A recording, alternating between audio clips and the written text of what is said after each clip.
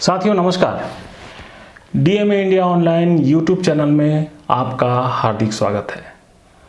आज हम, जैसा कि आपने इस वीडियो के थंबनेल में देख लिया होगा, कि आज हम जाति प्रमाण पत्र के विषय में बातचीत करने जा रहे हैं।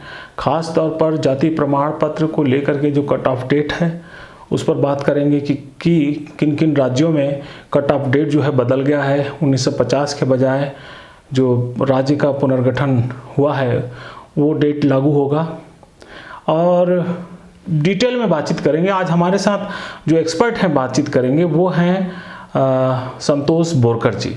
संतोष बोरकर जी, स्वागत है आपका इस कार्यक्रम में।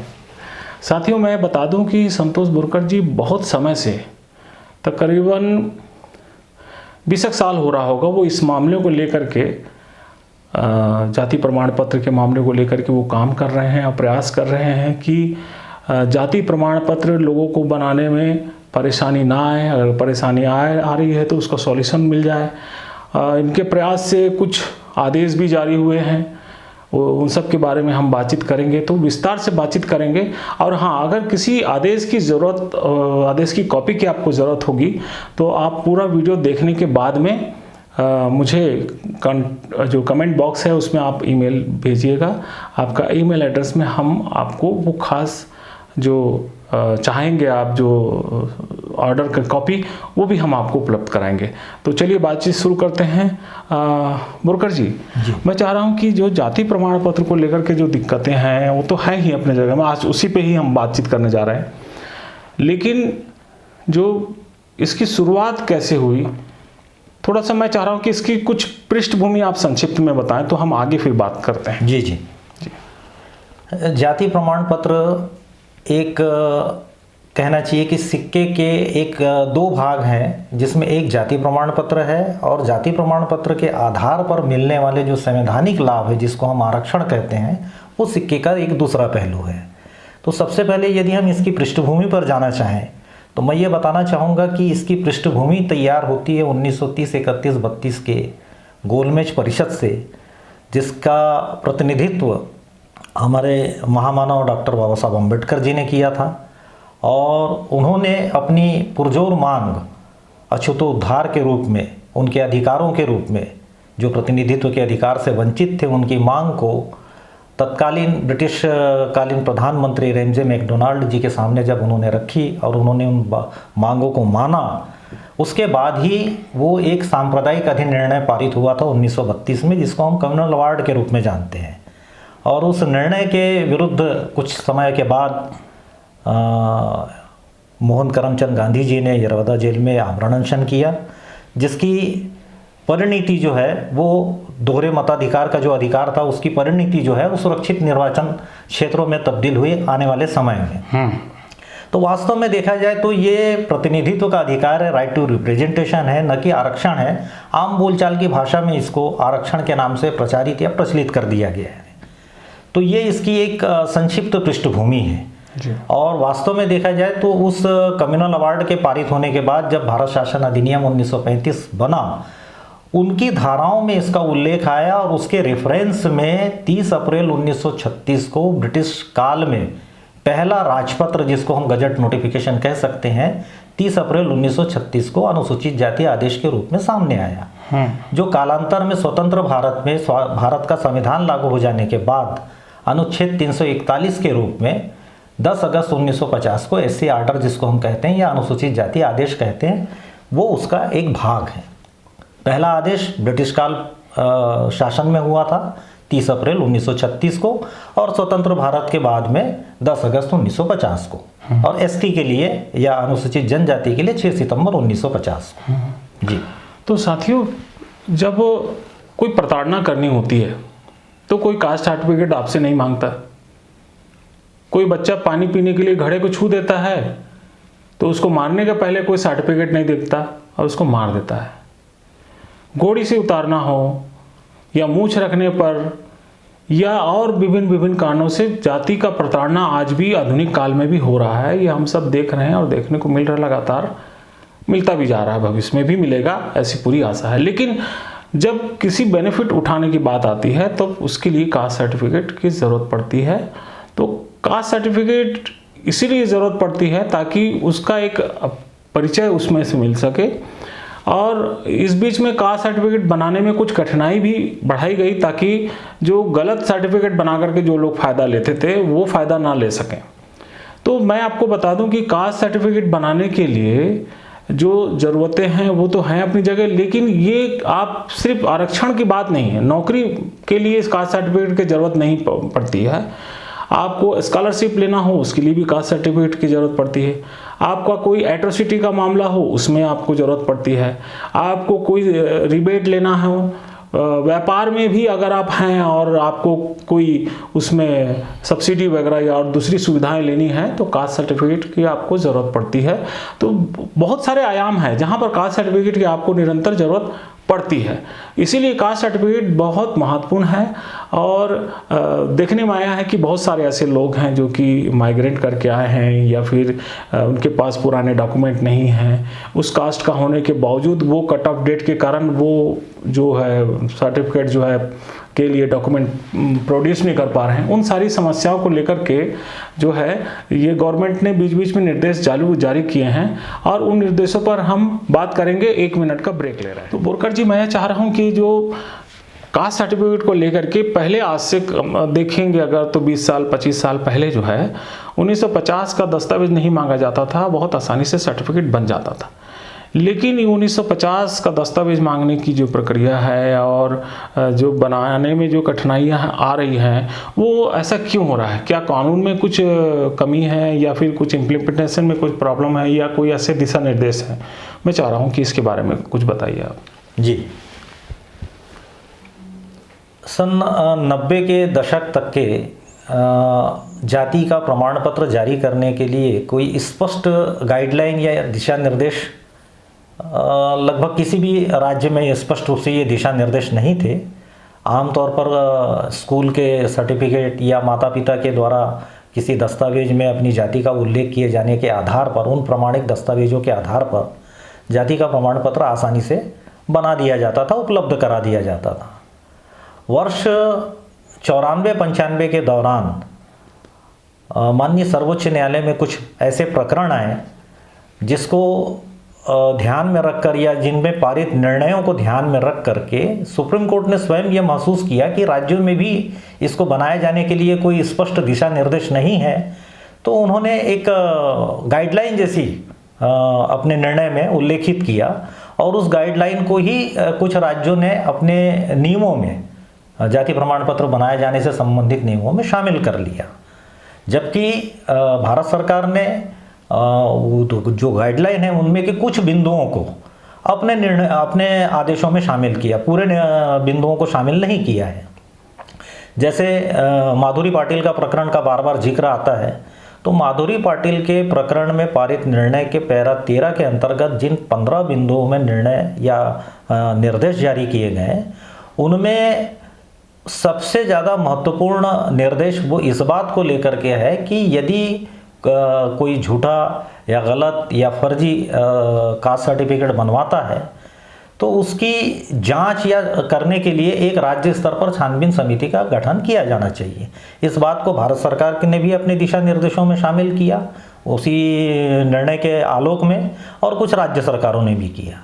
लेकिन कहीं पर उन्होंने यह नहीं कहा कि कास्ट सर्टिफिकेट के लिए 1950 के ही दस्तावेज बंधनकारी होंगे या मांगे जाएंगे। लेकिन कुछ राज्यों ने उस निर्णय के रेफरेंस में इस प्रकार के नियम बना लिए कि वर्ष 1950 के दस्तावेजों की आवश्यकता होगी कास्ट सर्टिफिकेट बनाने के लिए, जो कि युक्ति संगत नहीं है, खासकर उन राज्यों के लिए जो राज्य वर्ष 1950 का राजपत्र जारी होने के बाद और राज्य पुनर्गठन अधिनियम 1956 लागू हो जाने के बाद पुनर्गठित हुए हैं। ये 1950 के दस्तावेजों की मांग उन राज्यों के लिए युक्ति संगत हो सकती है जो राज्य पुनर्गठित नहीं हुए और जो वर्ष 1950 के राजपत्र में उस समय भी वैसे ही थे और आज भी वैसे ही हैं। जैसे हम कह सकते हैं असम, बिहार, पश्चिम बंगाल, उत्तर प्रदेश, उड़ीसा, ये ऐसे राज्य हैं जो वर्ष 1950 के राजपत्र में उल्लेखित हैं और आज भी ज्यों के त्यों हैं, इनका कोई पुनर्गठन नहीं हुआ है। इसलिए ये अपने राज्यों में इस प्रकार के नियम यदि बनाकर अपने नागरिकों को, पात्र नागरिकों को वर्ष 1950 के दस्तावेज मांगते हैं तो वो अपनी जगह उचित हो सकता है, किंतु उन राज्यों द्वारा वर्ष 1950 की मांग करना अनुचित है जो राज्य पुनर्गठित हुए हैं वर्ष 1950 के राजपत्र के जारी होने के बाद और राज्य पुनर्गठन अधिनियम 1956 की अधिसूचना लागू होने के बाद। तो बोरकर जी, मैं देख रहा हूँ कि काफ़ी समय से इस तरह की जो प्रॉब्लम्स आ रही हैं उसके लिए कुछ गाइडलाइन केंद्र सरकार ने निकाला है और कुछ गाइडलाइन जो है वो राज्य सरकार के द्वारा भी निकला गया है, लेकिन इसका जो फ़ायदा है वो लोगों को नहीं मिल पा रहा। बहुत सारी ज़मीनी जो सच्चाइयाँ भी हैं, इसके पीछे में कुछ कठिनाइयाँ हैं, लेकिन जो अभी जो आदेश पारित हुआ है 2025 में, उस आदेश में स्पष्ट इस बारे में उल्लेख है और इसके जो कट ऑफ डेट है उसके बारे में भी उल्लेख है। तो मैं चाह रहा हूँ कि इसके बारे में आप थोड़ा सा बताइए कि वो आदेश क्या कहना चाहता है, और स्क्रीन में भी हम उस आदेश की कॉपी जो है दर्शकों को दिखाएंगे। जी जी। वर्ष 1950 की जो कट ऑफ डेट को लेकर के जो समस्या बनी हुई थी और जिन लोगों को या जिन लोगों के पास में वर्ष 1950 के दस्तावेज नहीं थे या उपलब्ध नहीं करा पा रहे थे, ऐसे नागरिकों को जाति प्रमाण पत्र बनवाने में जो समस्याएं आ रही थी उसको लेकर के विभिन्न सामाजिक संगठनों की ओर से कुछ प्रदेश की सरकारों को और यहाँ तक कि भारत सरकार के संबंधित मंत्रालय, कार्मिक मंत्रालय, विधि मंत्रालय, सामाजिक न्याय मंत्रालय, इन सबको अनेकों बार पत्राचार किया गया। उसका परिणाम ये हुआ कि भारत सरकार के जो पूर्व के निर्देश थे, विशेषकर भारत सरकार के गृह मंत्रालय के 2 मई 1975 में जो कास्ट सर्टिफिकेट के लिए पात्रता के मापदंड तय किए गए थे, उसी के आधार पर यूँ कह सकते हैं कि 50 साल के बाद, यानी इतने पत्राचार विभिन्न संगठनों के द्वारा करने के बाद में संभवतः भारत सरकार को भी लगा कि कहीं ना कहीं नागरिकों को परेशानी हो रही है। इसको एक स्पष्टीकरण के रूप में कि क्या पात्रता के मापदंड होने चाहिए, क्या कट ऑफ डेट होनी चाहिए, इसको लेकर के भारत सरकार के सामाजिक न्याय मंत्रालय ने 10 जून 2025 को एक पत्र जारी किया सभी राज्यों के मुख्य सचिवों को संबोधित करते हुए, और उसका विषय भी वही था कि राज्यों के पुनर्गठन के परिणाम स्वरूप जातीय प्रमाण पत्र जारी करने के संबंध में स्पष्टीकरण।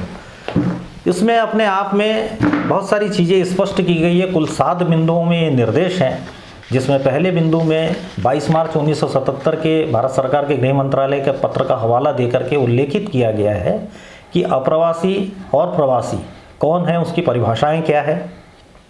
बिंदु क्रमांक 2 में ये बताया गया है कि मध्य प्रदेश और छत्तीसगढ़ के मध्य में अप्रवासी और प्रवासी को स्पष्ट किया गया है।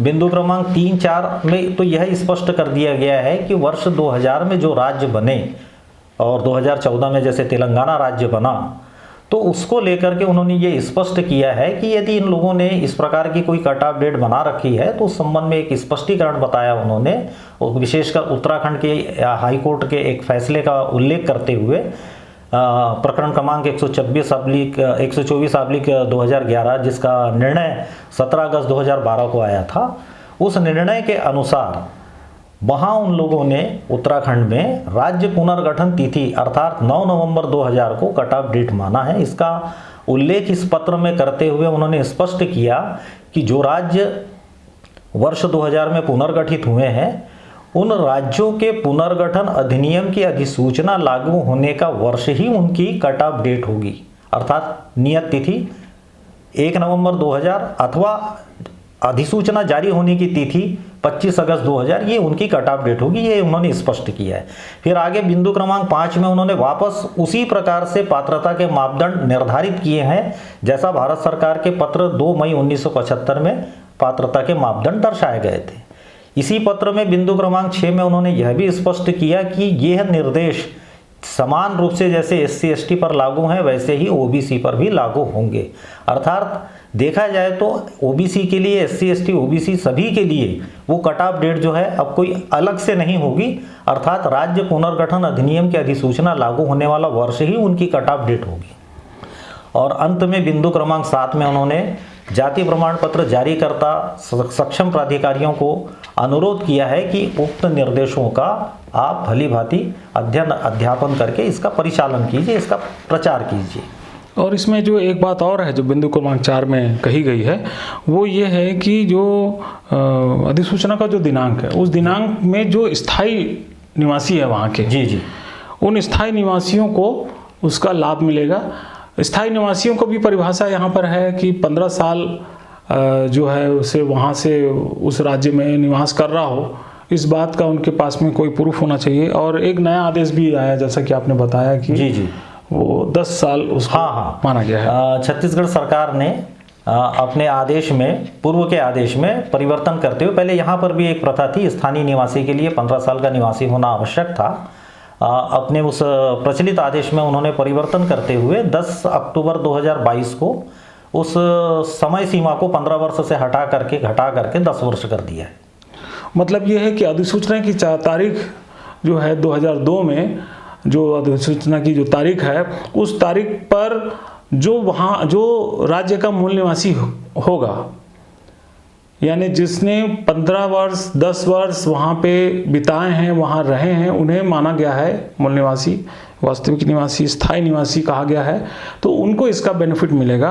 तो ऐसे जो लोग हैं जो कि SC ST के ऐसे लोग हैं, OBC के भी लोग हैं ऐसे जिनके पास जो जाति प्रमाण पत्र को लेकर के परेशान हो रहे हैं और उनके पास 1950 का दस्तावेज नहीं है और उनका प्रमाण पत्र नहीं बन पा रहा है, तो वो इस नियम का फ़ायदा उठा सकते हैं और इसका लाभ वो ले सकते हैं। इसमें एक चीज़ और है कि जो जाति प्रमाण पत्र बनाने के लिए सूची की बात की गई है, माने ऐसी जाति जो कि उस सूची में हो, राज्य की सूची में वो जाति होगी, उन्हीं को इसका लाभ मिलेगा। अगर उस सूची में जाति की जो लिस्ट है, उस लिस्ट में अगर अधिसूचना के समय जो लिस्ट जारी की गई है अगर उसमें नाम नहीं है वो जाति का, तो उसका प्रमाण पत्र नहीं बन पाएगा। ये आप ध्यान रखिएगा। तो बोरकर जी, एक और जानकारी चाह रहा हूँ कि इसके संबंध में राज्य शासन, खासतौर पे छत्तीसगढ़ शासन ने दिशा निर्देश जारी किया है और इसके पहले एक नियम भी बना था, छत्तीसगढ़ शासन के द्वारा बनाया गया था। तो क्या इसमें भी कुछ परिवर्तन किए जाने की ज़रूरत है कि सिर्फ जो दिशा निर्देश जारी किया गया है उससे मैदानी अमले जो हैं जाति प्रमाण पत्र बनाने के लिए जो सक्षम अधिकारी हैं, क्या वो दिशा निर्देश का पालन करके ही बना सकते हैं प्रमाण पत्र? जी, 10 जून 2025 का भारत सरकार के सामाजिक न्याय मंत्रालय का पत्र जो है छत्तीसगढ़ शासन के पास भी आ चुका है और लगभग 6 महीने से ऊपर हो गया था। इस विषय को लेकर के काफ़ी पत्राचार विभिन्न सामाजिक संगठनों के द्वारा किया भी गया कि इसका अनुपालन किया जाए। तो इस पत्राचार के परिणाम स्वरूप छत्तीसगढ़ सरकार ने इस मामले को संज्ञान में लेते हुए 8 जनवरी 2026 को छत्तीसगढ़ के सभी संभागायुक्त, सभी कलेक्टर और सभी अनुविभागीय अधिकारियों को एक पत्र जारी करते हुए इस भारत सरकार के पत्र की प्रति संलग्न करते हुए नियमानुसार आवश्यक कार्रवाई करने हेतु निर्देशित किया है।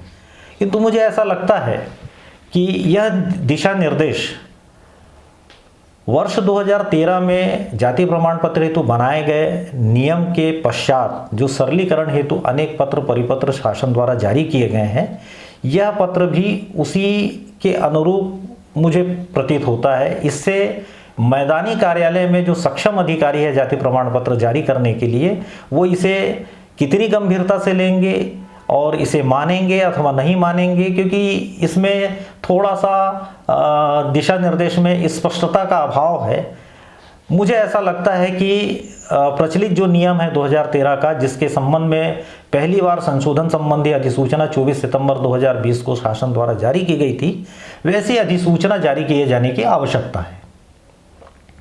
अच्छा जी, तो दिशा निर्देश तो खैर अपनी जगह सही है कि शासन की भी ये इच्छा है कि इसको इसी बनाया जाए, लेकिन दिशा निर्देश भी जारी करने की जो है ज़रूरत महसूस होती है, जैसा कि हमारे विशेषज्ञ बता रहे हैं। तो बोरकर साहब, मैं एक जानकारी चाहूँगा कि इस बीच में जो लोग जाति प्रमाण पत्र के लिए एप्लीकेशन लगा रहे हैं और या फिर जिनके लगे हुए हैं और उनको प्रॉब्लम्स आ रही है, तो वो क्या करें? उन्हें ये करना होगा कि 8 जनवरी 26 का जो छत्तीसगढ़ शासन का पत्र निकला है 10 जून 2025 के अनुपालन में, तो सबसे पहले 10 जून 2025 के भारत सरकार के पत्र की प्रति यदि उनके पास में नहीं है, ऐसे आवेदकों के पास जिनकी एप्लीकेशन शासन के पास लंबित है या प्रक्रियाधीन है, उन्हें 10 जून 2025 का सर्कुलर या पत्र जो है भारत सरकार की सामाजिक न्याय मंत्रालय की वेबसाइट से प्राप्त कर लेना चाहिए। तत्पश्चात संभागायुक्त और सभी कलेक्टर और अनुविभागीय अधिकारियों को जो दिशा निर्देश छत्तीसगढ़ शासन द्वारा जारी किए गए 8 जनवरी 26 को, उसकी प्रति अपने पास में रखना चाहिए और इन दस्तावेजों को लेकर के और अपने पावती की जो रसीद है प्रमाण पत्र जारी करने हेतु दिए गए एप्लीकेशन से संबंधित, इन सारे दस्तावेजों को लेकर के संबंधित कार्यालय में जाकर के उनके सामने अनुरोध किया जाना चाहिए कि ये शासन ने इस प्रकार के दिशा निर्देश जारी किए हैं। यदि फिर भी वो नहीं मानते तो अपनी परेशानी को, जो वास्तविकता है, उससे शासन को अवगत कराया जाना चाहिए। वैसे संभवतः मुझे ऐसा लगता है कि इन दस्तावेजों को लेकर के जारीकर्ता सक्षम अधिकारी के समक्ष यदि अनुरोध किया जाए और सक्षम अधिकारी इन तथ्यों से यदि परिचित हो जाते हैं, अवगत हो जाते हैं और संतुष्ट हो जाते हैं, तो जैसा कि भारत सरकार का भी और छत्तीसगढ़ सरकार का भी दिशा निर्देश है कि ये जाति प्रमाण पत्र जारी करना राजस्व अमले की जवाबदारी है, जो संपूर्ण जांच एवं संतुष्टि के उपरांत ही जारी किया जाता है, तो इसमें कोई परेशानी नहीं आनी चाहिए, मुझे ऐसा लगता है। जी, तो मतलब यह है कि आप प्रयास कीजिए और अगर कोई परेशानी आती है तो उसका कैसे प्रक्रिया करना है वो भी बोरकर साहब ने बता दिया। कोई आदेश की ज़रूरत होगी, खासतौर पर कि 10 जून 2025 का जो आदेश की ज़रूरत होगी, तो उसकी कॉपी जो है आप मुझसे भी ले सकते हैं। आप कमेंट बॉक्स में जा कर के ईमेल अपना डाल दीजिए, तो हम आपको ईमेल कर देंगे उस आदेश को, हिंदी और इंग्लिश दोनों आदेश को ईमेल कर देंगे और राज्य शासन का जो दिशा निर्देश है वो भी हम आपको भेज देंगे। तो बोरकर साहब, आपने बहुत महत्वपूर्ण मुद्दे पर हमारे दर्शकों को आज बताया और उन सारी तकनीकी बातों से अवगत कराया, इसके लिए मैं आपका बहुत बहुत आभारी हूँ। बहुत बहुत धन्यवाद। और फिर कभी हम कुछ मुद्दे पर लेकर के बातचीत करेंगे इस मुद्दे पर। साथियों, और क्या परेशानी आ रही है और क्या दिक्कत आ रही है, मैं चाह रहा हूँ कि आप कमेंट बॉक्स में जा कर के अपनी परेशानियाँ लिखें। हम लोग कोशिश करेंगे कि उन परेशानियों का क्या हल निकल सकता है उस पर हम फिर से बातचीत करेंगे या सलाह दे पाएंगे कि क्या एक नियमानुसार आप कर सकते हैं जिससे कि आपका जाति प्रमाण पत्र बनाने में जो कठिनाई आ रही है वो दूर हो जाए। तो आपने इस वीडियो को ध्यान से देखा, इसके लिए बहुत बहुत धन्यवाद। अगले हफ्ते फिर हम किसी खास मुद्दे पर सरोकार के इस एपिसोड में बातचीत करेंगे। तब तक के लिए बहुत बहुत धन्यवाद। नमस्कार। आपको भी नमस्कार।